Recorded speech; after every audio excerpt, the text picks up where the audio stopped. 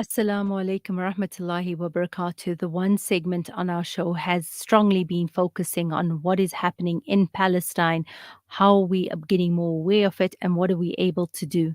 Today on my show, I'd like to welcome a remarkable human being, Dr. Shahd Abusalama, who is navigating a life of struggle amidst Israel's relentless aggression against Palestine.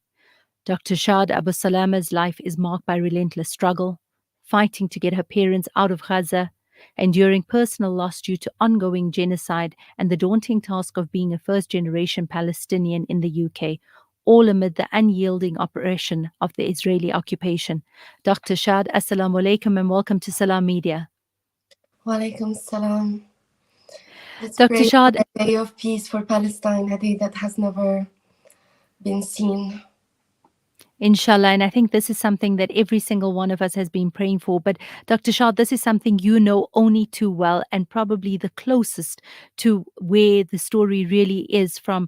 You're not just somebody speaking from the outside, born in Jabalia refugee camp. You speak about being a refugee twice. Tell us about how this all started for you.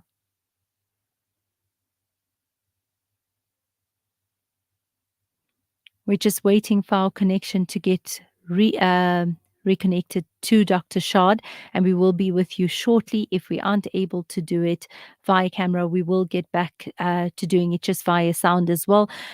I think the one thing we often take for granted, we talk about the stats coming out of there. We talk about what is happening and we often forget how much it's actually affected the reality of so many who've experienced this firsthand. Dr. Shahd, glad to have you back. We're talking about Dr. Shahd, so many times we interview people, we talk about it, it's affected all of us, and yet we're not as closely linked to it as you are. You've been born in Jabalia refugee camp. You mentioned that you are twice a refugee. Tell me where this started for you. So, I am a third generation Palestinian refugee. I was born in Jabalia refugee camp, which was established in 1948 as a direct result of the ethnic cleansing of Palestine, upon which Israel was founded. So my grandparents were the victims of Nakba, what we call Nakba, literally translated into catastrophe. And they were barred their return and then subjugated to the decades of oppression and military occupation. At one point, my grandmother, she had 4 of her sons at one time in Israeli prisons. This is only one angle of the suffering under occupation, and my family home has been constantly raided, and my family terrorized in 3-4 generation now. So the 4th generation right now was born or has struggled through displacement. We have just in the midst of this genocide, we have lost our family home, beautiful home. I was born and raised in that home. It consists of 5-story building surrounded by so many trees, citrus trees and olive trees and palm trees, all sorts that you can think of. And this is it's just incredible to imagine that one's life work could just be destroyed in a matter of a bomb, just because Israel acts with such an immunity enjoyed by the international community for 76 years of indefinite domination of the Palestinian people. And more drastically, Gaza. It's insane that we have had to endure times and times again so much oppression, so much loss. I'm counting more than 100% in just in my family, and we are just only one family. Those are slaughtered. They just don't exist anymore. They will never be with us on any iftar table or suhoor table, or celebrate Eid with us like we've used to. All those people who have, like, we grew up together, the our cousins, our family, our neighbors, our friends, and to this day we receive like bad news every day. Every day we receive bad news. The my people, actually, the majority of my family refused to leave the north, and you are well aware that Israel has been orchestrating an ethnic cleansing campaign in its most brutal form that entails the Palestinians to move in one direction only from the north to the south. And they're constantly being displaced. And my family too has experienced this in those 6 months multiple times, as they also suffer with their daily needs to secure water or food or medicine or any form of normality. It's incredible. Gaza is being annihilated and completely destroyed. And I just don't understand how the world could watch our suffering unfold in abstraction. I can't imagine, like, even though, okay, we have lived this, we've endured this suffering for generations, we have been loud all these years demanding freedom, justice, and equality. We have been loud, warning the international community that this oppression is unsustainable, that there has been systematic systems designed to dominate the Palestinians and enable the theft of their lands and dehumanize them every day, every moment of every day by Israel. This was the end goal that has started in 1948, and the Zionist movement has never made it a secret that they want the land without the Arabs. They want a land without Arabs. And that has been the what has informed their terrorist actions against the Palestinians since the beginning. Yeah. Dr. Shahd, I think, what you rightfully mentioned is that this isn't just about something that started on the 7th of October. This started in 1948 with you speaking about your families having gone through the Nakba, being barred from return. And we consistently, every few years, see some destruction taking place. And this time we have seen it at an exponential level with, as you mentioned, your properties being destroyed, every single sign of Palestinian culture, of Palestinian life being eradicated at its absolute base to ensure that nothing survives of it because there's an annihilation of it. And I can't imagine what it's like watching from the outside, but being part of that community and having to watch this from this end. It's devastating. It's devastating. And we see all aspects of life being destroyed. All aspects of life. Our Dr. trees Shad, are uprooted. Our homes are not only bombed. My family is not only bombed, but it was deliberately burnt. There has been systematic acts of setting homes on fire. I really need the world to imagine that this was your home. This was your place where you have memories in every corner, where your family albums are, where all your photos, all your memories are, and all of it is erased because the Israeli terrorist army acts with such an immunity. This culture of immunity is what has led us to this genocidal campaign and this ethnic cleansing campaign that has saw the Palestinians yet again displaced and mass killed and unable to return to their homes, whether in the north or in the south, for 6 months. 6 months. Yeah. How many times? How can you imagine us waking up every day to watch these horrors unfold? Every day I woke up in disbelief, questioning my faith in humanity. How is this allowed to happen in front of everyone's eye? And Israel is not even denying it.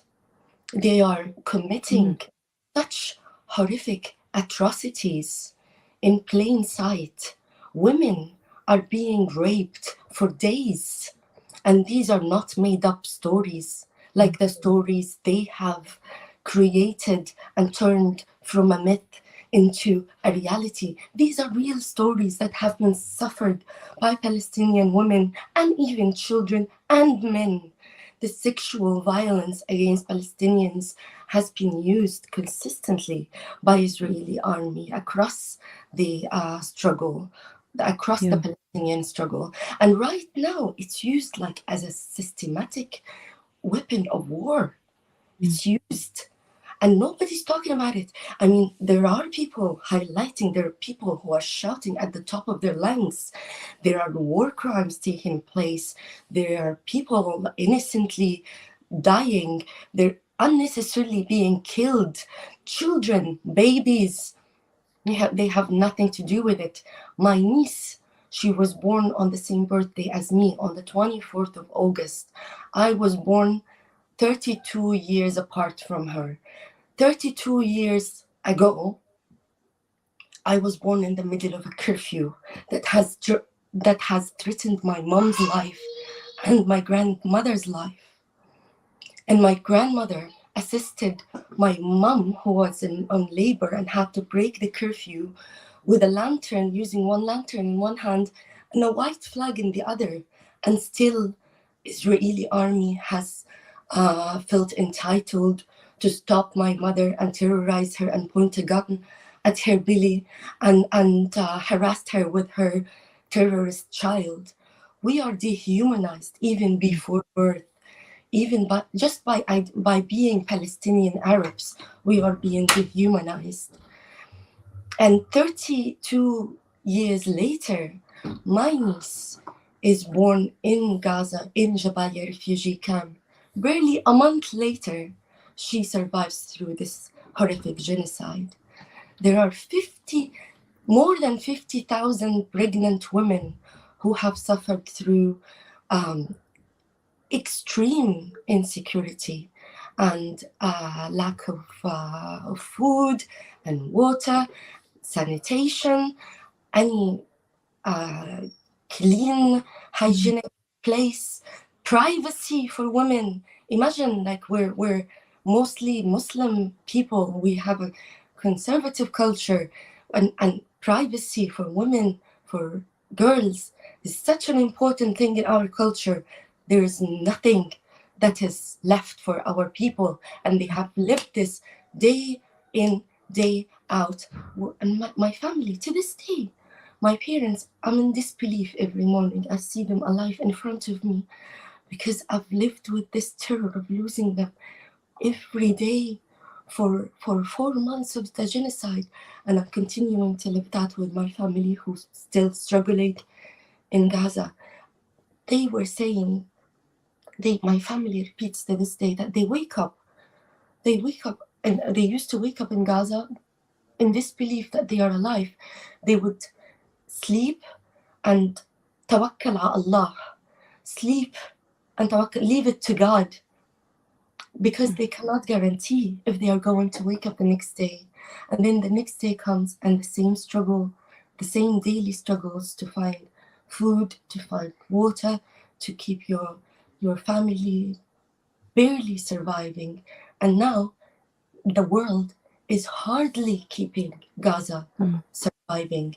And they have dropped thousands, tons of thousands of explosives on such a little piece of land by the southern mm, Mediterranean Sea of historic Palestine. A concentration camp. It's incredible that we're watching this, and and all mechanisms that have been put in place in 1948, in the post-war, in the post-Holocaust, and to ensure never again, to ensure peace, freedom, and justice and equality, to ensure that everyone is born with equal rights and dignity, is not guaranteed to the mm, Palestinians. And the Palestinians are systematically excluded from that right since this declaration, the UN Declaration of Human Rights, has been made. Even the South Africa, mm, the South African case against um, against Israel, and mm. the case of genocide that is now being investigated. I mean, what can be more serious than this? There nothing that can be more serious. Mm. Every minute we're losing lives. Yeah. Dr. But Shahd, I think yeah, you've mentioned so much in here. And just to start off with, in terms of the sense of belonging, and I think no one can ever take that for granted, that we all want that sense of belonging. And here you're watching your sense of belonging being utterly destroyed. But what we've come back to is two parts that I want to talk about is the systematic weapon of war in terms of the sexual attacks on the women and children that we're seeing, that we're reading about, that are first-hand accounts that is almost just quietened down by everyone else, and we barely see a touch of it in the media. And yet we know that these stories, these accounts are coming out from people who've been there, who've watched this, and it ties in very much to exactly what you mentioned earlier in terms of this dehumanizing of people. Because if you don't see them as human beings, this is why we're seeing the arrogance of the accounts of soldiers who are talking about what they're doing with, and you're right, it's absolute impunity because they're above every law, above every international law. There's no repercussions. So they're almost boasting about what they are doing because there's no sense of responsibility for this. There's no sense of accountability for what is happening. And we're watching this from the outside. For me, the worrisome thing is from the outside that I worry that we don't end up dehumanizing it as well, because I often think we talk about the faith of the Palestinian people. Alhamdulillah, you've mentioned now the tawakkul in Allah, but we also have to remember that Palestinian people feel. They feel the losses of their loved ones. They feel the pain of what they're going through. They feel the hurt of what they're losing. They feel the physical hurt of what they're experiencing. We watch mothers who are burying loved ones. You were talking about the number of your family members that you've had to bury. And Alhamdulillah for faith that we know we will be reunited with them and that they've moved on to better lives. But it still hurts because, like everyone else, Palestinians also have feelings and they also mourn. and those who are surviving are envious of those who have lost their lives, who were killed. Imagine, this is just a reflection of how desperate the reality is. If you are injured, you are unlucky because you're just going through a slow death. But if, because there's nothing, there's collapse of the health system, and Israel has turned every hospital in Gaza into a massacre scene, terrorized the people. Just last week, one of my good friends, Bayan, her tag name on Twitter is Bayan Palestine. Bayan Sultan has been on the front line since the beginning of the war, and she's been every day sharing horrible news with us, and footages and accounts that are beyond our capacity to process. And just last week, she saw the murder of her own brother right in front of her eyes. But that wasn't only her brother. The horrific accounts that came out of the second terrorist campaign against Al Shifa Hospital are beyond belief. the there are the men are being separated from their wives and mothers and children, and then they are shooting people for fun. And this is happening every day in Gaza, and nothing can stop them. Nothing can stop them. I don't understand what the world is waiting for. We have sumud, but I don't want our sumud, our steadfastness, to be romanticized. We are not extraordinary people. We are made of flesh and blood, and we die, and we feel pain. And this pain cannot be described. It's multi-generational. And we have inherited the pain of our parents and grandparents, and now our nieces, watching them grow dispossessed and displaced. There is a whole generation of children now whose childhood is dispossessed, and they will not forget any of this. I was just watching last night, I came across a testimony by a 5-year-old who was testifying on camera that he saw his 2 parents shot dead in front of him, in front of his own eyes. A 5-year-old speaking in with words that you cannot believe can be uttered by a 5-year-old. And he said on camera, his mother was pregnant, 7 months pregnant. They shot her in her belly, in front of his eyes. These are happening.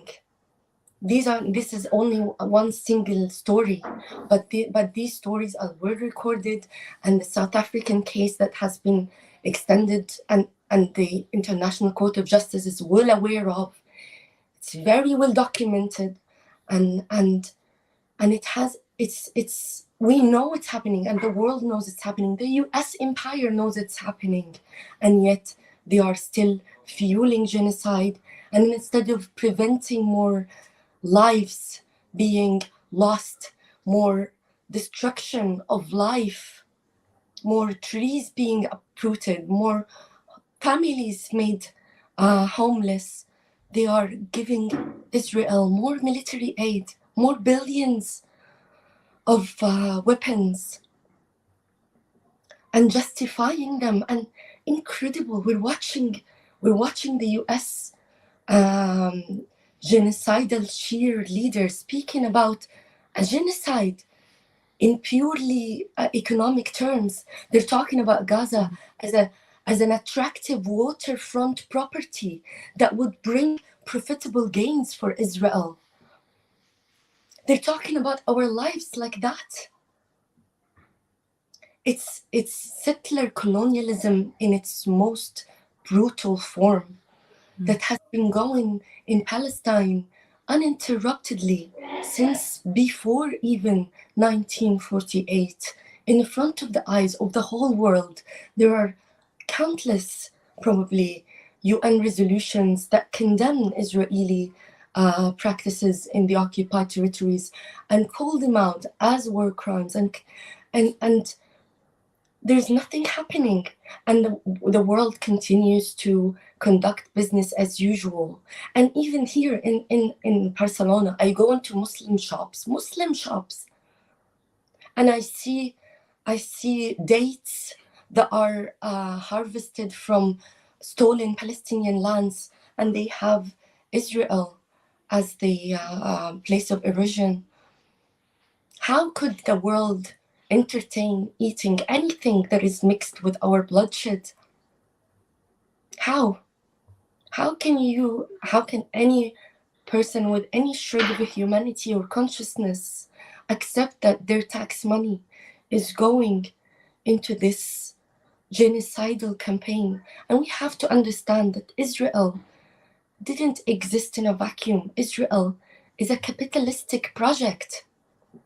Israel is a settler colonial capitalistic project that thrives of the domination of the Palestinian people and the plundering and the exploitation of our resources.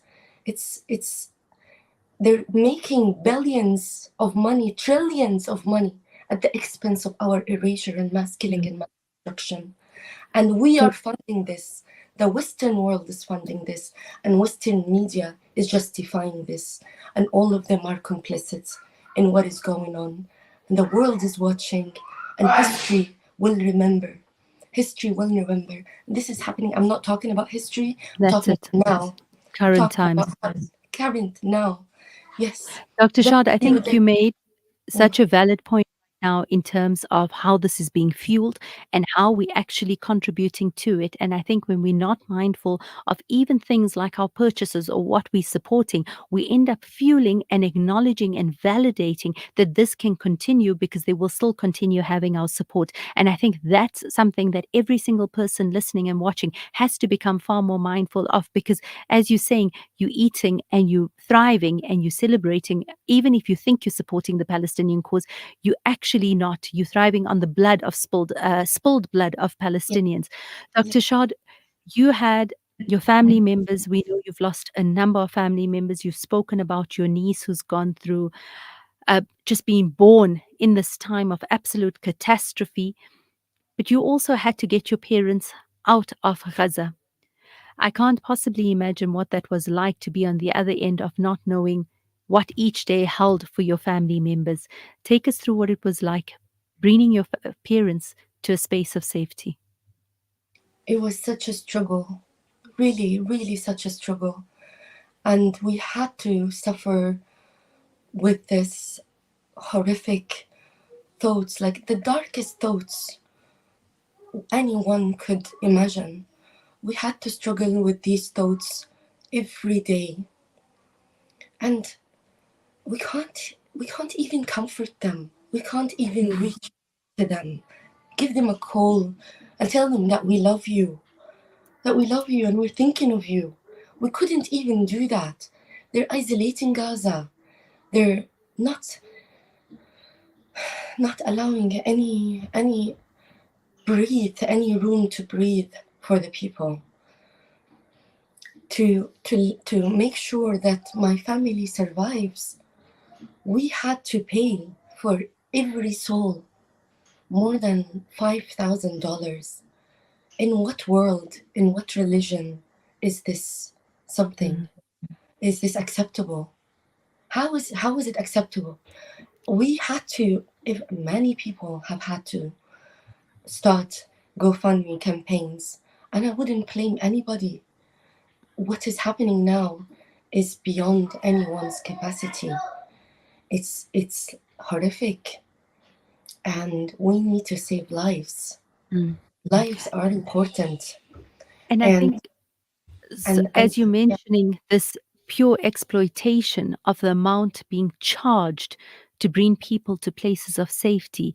And exactly as you said, in what religion do we allow this? In what place do we allow this, that you have to spend exorbitant amounts to bring people home? And Dr. Shah, the one thing I want to ask you also about is, we're mentioning this, I'm talking to you and I can hear the trauma in your voice. I can only imagine the trauma that your parents have had to go through. But I think that this is something people often miss or think that, oh, Palestinians, this is what you're used to. This is part of your life. You've been there.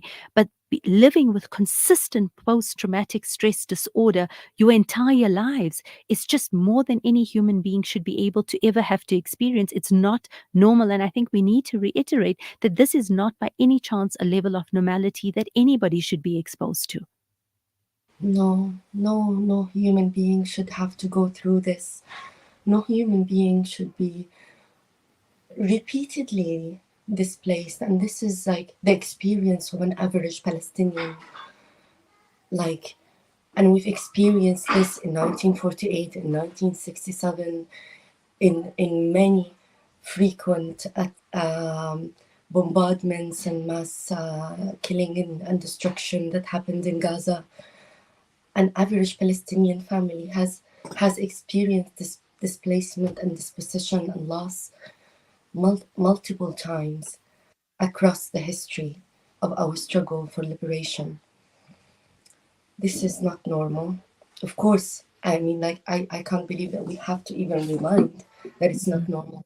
Our bodies, human bodies, are not designed to tolerate this much suffering. It's we are not going to give up on our rights, and our right to return our lands will remain our lands, and no thief will become the owner of the land. They, no matter what they do, they will remember. They will be remembered as criminals and thieves who have basically killed people and moved people away in order to maintain this apartheid that only privileges the Israeli Jews and dehumanizes the Palestinians and basically allows this to happen. They see us, they said it, they see us as human animals. We're not humans, we're human animals in their eyes. And we're just a people who are desperate to breathe, who are desperate to live in dignity and freedom in our lands. And not all our work. I've been talking to Salam Media since I was in Gaza, and you have followed me. Like, I don't really enjoy talking about this. I don't do this for fun, and I don't do this for profit. And I have been doing that tirelessly all my life since my birth in Jabalia refugee camp. Consciously and unconsciously, I've been fighting, and my family before me, my parents and my grandparents. And we are only one family. This is every Palestinian family. We have never stopped calling for our freedom and dignity in our land. But the dehumanization levels that we are experiencing and we have been experiencing is literally unprecedented. And at this time, we have to remember that no one is free while the Palestinians are free, and no one is safe while such evil monsters are ruling our world and undermining international law and undermining international mechanisms of justice, such as the International Court. There's nothing, no avenue that the Palestinians haven't yet exhausted to ensure their justice, and yet Israel continues unchallenged. So it's time that the world comes together, Yeah. people, humanity comes together and fights for our future, for our children's future, for not just for Palestine, for humanity, because no one is safe if Israel gets away with genocide and ethnic cleansing. This, But yeah, Dr. Shahd, you mentioning now how you've used your voice and how so many Palestinians have been using their voice. But we've now seen a change compared to how things have been previously, where we are seeing that people are standing up, people are speaking about it's no longer in echo chambers where people have no idea, mashallah, where people have no idea about it. I think at this time people are seeing a difference, people are hearing what is happening, and people are taking to the streets that regardless of what people who are in power are saying or what the governments may be saying, people on the streets are speaking very differently. But as you rightly mentioned earlier, we still have to make those small differences in what we're purchasing, what we're supporting, and to continue being vocal about it. I know yeah. that this is a difficult question. I know that we want this to stop, not just a ceasefire for 2 weeks. It needs to be a lasting, sustainable solution, a right to return home, a right for your land to be given back to you. What do I you can, want watching this now? we have to be calling for the dismantling of Israeli apartheid, of the dismantling of these barbarian powers that exploit people and exploit resources and disrespect life and disrespect environment. Those evil powers are a threat to everybody. We have to be calling with bravery, with more bravery than ever, for the liberation of Palestine from the river to the sea, for all people to live under freedom, justice, and equality, and for settlers to go back home, go back to where you come from. They are from the US and other European place coming to terrorize our people. We hear them and we see them, British and American, speaking with like, and even South Africans have gone to join the Israeli battlefield against our children.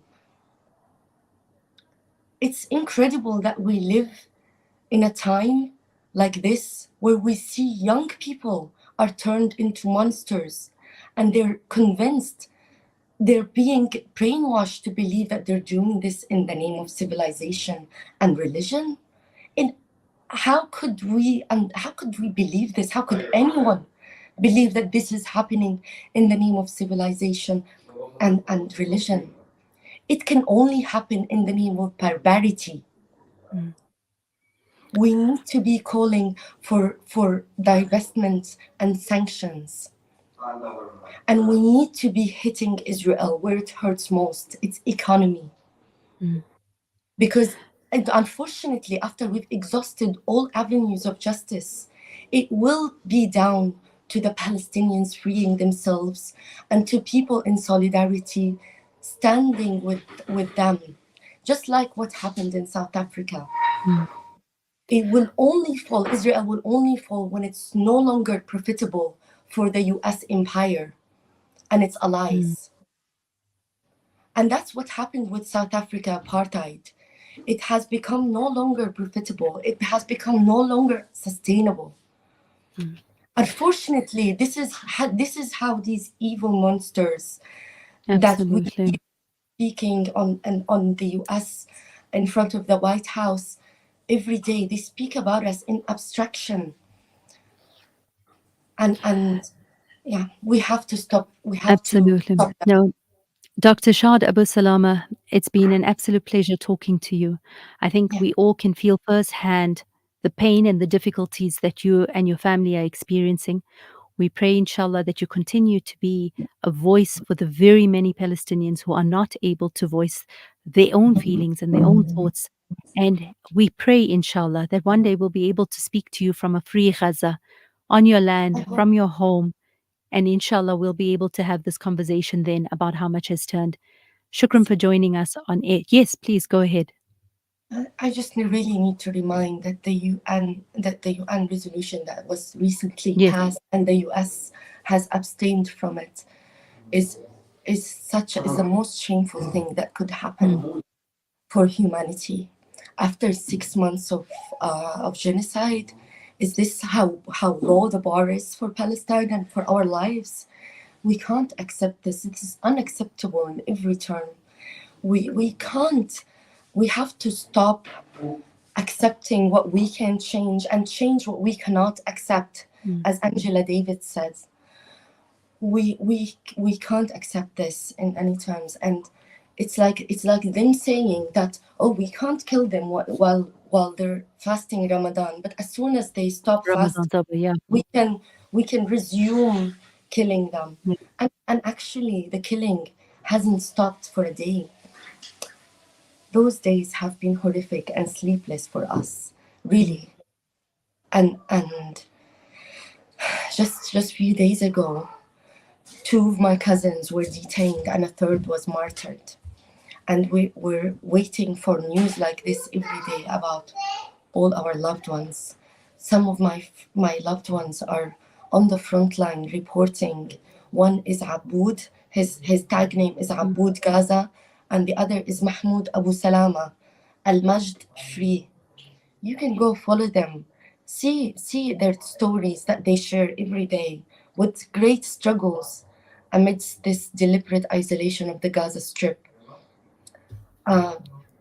Every day they share with us incredible images that hurt our hearts before our eyes. How can we wake up to a world where children are being slaughtered and starved to death every day? How can we even accept that our people in Gaza are doing Ramadan while they've been Mm. actually starved Absolutely. systematically for 6 months? Can you believe this? And that should We never be have to be acceptable. stronger Mm. than ever, and braver than ever, and call for freedom, justice, and equality for the Palestinians, Inshallah. and right to return to our lands. And Inshallah. I mean, Israel must fall. Israel must fall. Dr. Shahd, I think you've summed it up, and I don't think there's a single person listening or watching into this interview that is not feeling your pain. And inshallah, we will continue to commit to using our voices. I think you made a statement that says it hurts our hearts before our eyes. And I think that's something that will stay strongly with many of us because we all feel this pain that you're going through. And we will continue to do what we can so that you have your right of return and the Palestinians see human rights and freedom the way everyone else has the ability to do that. And I think Dr. Ashad has mentioned we need to continue, we need to persevere. Do not make this something that is fashionable, that trends for a while. Continue using your voice so that we stop this deliberate genocide and annihilation of the entire Palestinian nation. They may be killing Palestinians, but every time one Palestinian passes away, a Palestinian is born in someone else who is watching this and who feels strongly about standing up and speaking the truth. Dr. Shahd Abusalama, shukran for joining us here on Salam Media. It's been a pleasure to talk to you, and we look forward to talking to you again soon. We'll be taking a quick ad break. Stay tuned.